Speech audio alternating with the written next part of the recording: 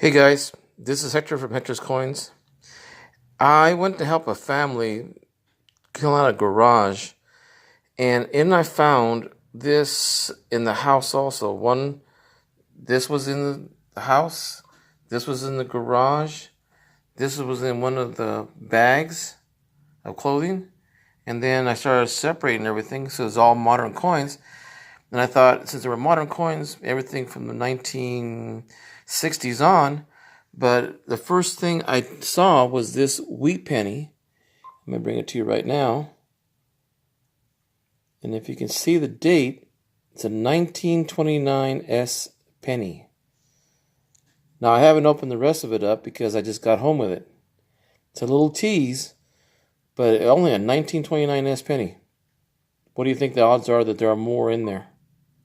Maybe even silver. Talk to you soon, guys.